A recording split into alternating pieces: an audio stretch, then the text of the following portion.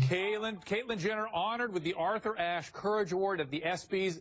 Did she deserve it? Was it the right choice? Here she was last night on ABC. Take a look. All across the world, at this very moment, there are young people coming to terms with being transgender.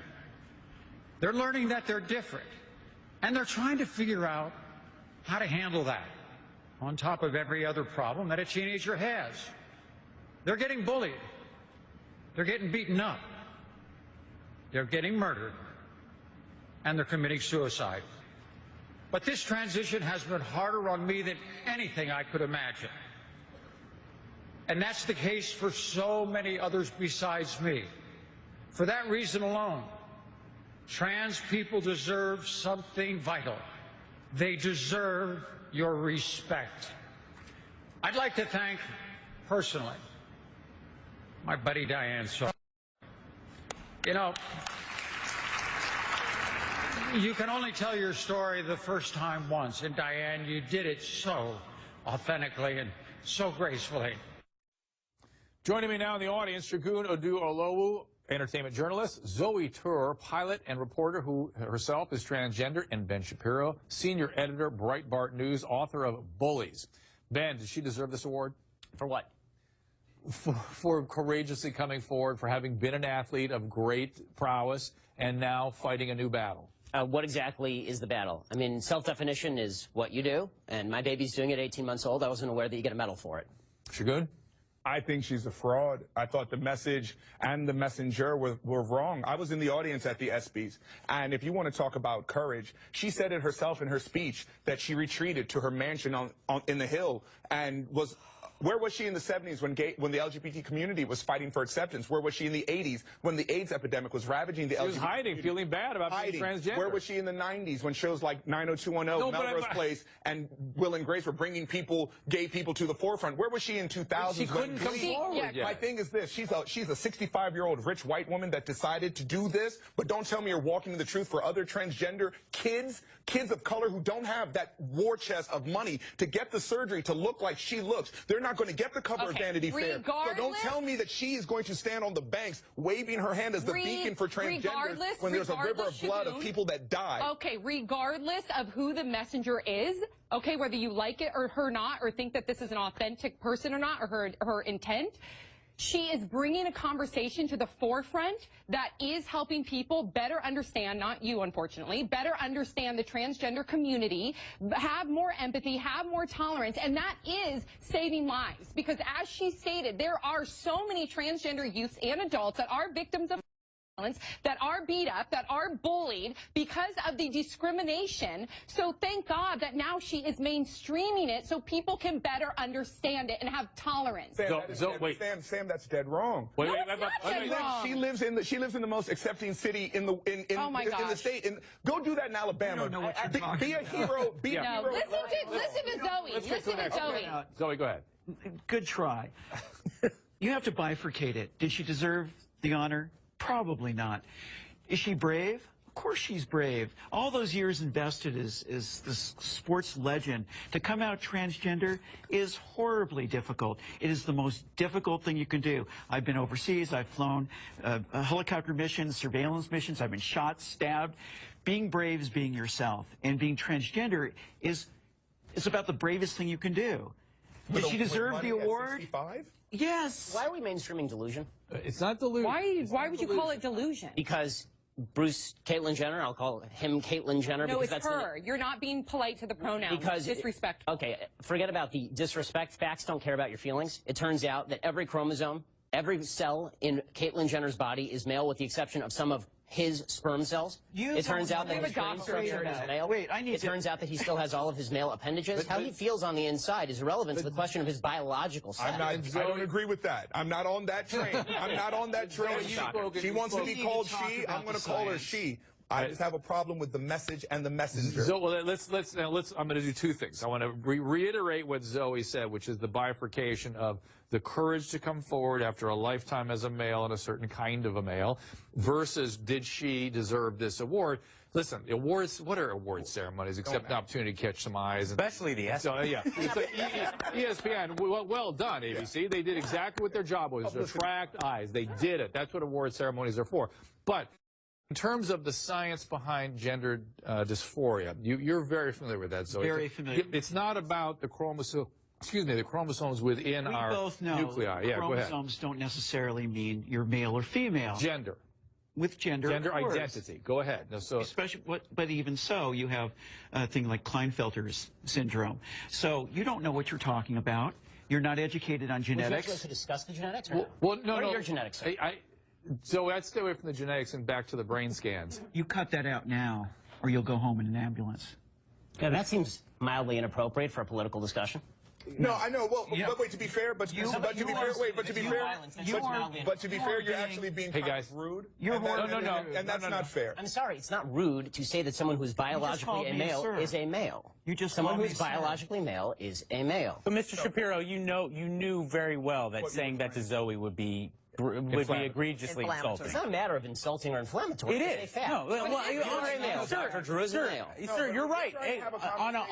On paper, what is a fact is a fact, and I can't deny that. But you knew that going in, that saying that to Zoe would be aggressively insulting. It's not a matter of aggressively insulting. It is. The entire discussion is whether we are embracing mental illness and delusion as a society. That's the entire discussion. No. But that's you're avoiding the fact. You're avoiding the fact. If you want to talk facts, you're avoiding the fact. You're not a dumb man. You knew that saying that to Zoe would be incredibly hurtful. Stop it. Roll on to last word here, because you haven't had a chance. And then, there's some very startling statistics that are out that say that 80% of us know somebody who's gay or bisexual or even transvestite or lesbian, but only 1% of us know somebody who is in transition. So this is a new discussion for us. A lot of it is very scary for a lot of people. But that's, I think, whether we agree with the whole Caitlyn transition or not, the reality is that we are in a state as humanity right now where we need to exercise a little bit more tolerance. We need to understand the things that we don't understand a bit more. Instead of making inflammatory comments, maybe we have a little bit more tolerance. That's what I think the strength We'll keep this going. We'll keep it going, but later we're going to no aggression, no violence. We're going to Caitlyn Jenner. She was honored with the Arthur Ashe Courage Award last night at the ESPYs. There's speculation that the award was payback for having given Diane Sawyer her first interview with Jenner on ABC and ESPN are part of the same corporation, of course, the Disney family. And ABC tells Los Angeles Times, quote, there is absolutely no connection between the interview and the award. There's simply no truth to that claim. Back with Sam, Rolanda, and Mike, and in the audience, Shagun, Zoe, and Ben. All right, so, Zoe, you're in that piece, you're saying it wasn't a transgender going at their own pace. It was a product rollout. What are the liabilities to the human being, Caitlyn Jenner, as a result of being a part of this product rollout? Well, you can't sustain that type of energy. You cannot sustain that type of fame. Things shift. You have to reinvent yourself. But I think at some point this comes crashing down because along with all this, adulation and hype, eventually you find out that you're really in an existential crisis because what's my life really going to be like? Will it be... You have to deal with people like this, the hatred, the people that, that come out against you and say... We're calling you delusional. It wasn't hatred. Yeah, that's hatred. Okay. This is just somebody that's I don't hate you. I have sympathy for you. I feel terrible for you. No, you do hate. You're consumed with hatred. That is who you are. You're a little man. Do you know me? You're a little man. Actually, I do. Let's stick to the topic. Let's not these first. But I mean, that's okay. He can be whatever he wants. But the point is, right? That's what this is all about, isn't it? It is. It is. But there's ramifications for hate speech. But the point is that. Ramifications? Let me finish. Go ahead. Finish, sorry. Little boy. Zoe. Okay. Zoe. So I'm sorry. It's all everybody. Come on. Buttons are being pushed. Go ahead. The whole point is that Jenner this will come crashing down. Okay. Well, like in other reality shows, I saw a Facebook post where there was 30 reality shows that contestants or participants who had died within a year or two of their shows, and I was scrolling through that on Facebook. Something like 85% of them was suicide. Right. It's incredible. It's like kind of becoming the quarterback before you've ever even played football. Yeah. There's a definite kind of build up to getting that type of attention. Well, and now this too, in the face of all these tremendous changes in who this person is and their life and their lifestyle and their family issues, all that is sort of now around this arousal of the... Caitlyn's built for it. I really do. This is let's not forget, this is a world-class athlete who's dealt with pressure her entire life, who knows how to speak to herself and pump herself up, who knows the difference between perseverance more than any other person that's a non-athlete. I think that this is her mission in life. And if I could ask you, because I'm still harping on some of the things that you mentioned earlier. Back to Ben. To Ben, you come from, like, in your mind, a moralist, right? No, I come from a basic biological reality. But, okay, it's not a moral thing. If somebody wants to mutilate their body, that's their choice. It's not mutilation, but can we just talk about cutting off your testicles is mutilation. Can we talk about that's not actually what they do, though, right? Okay, hold on. They go inside out. Well, but they don't even know, most transgender don't have the genital reassignment. Most of them are not. Okay, Ben, can I finish real quick? Because this is important. Well, I want to let you piggyback on something. May I let you do that? Yes, you may. Because my blood is boiling. I know, and I'm going to give you a little more fuel. This is now, because Ben is part of a lot of people that have various kinds of feelings about this. This is what Zoe's talking about.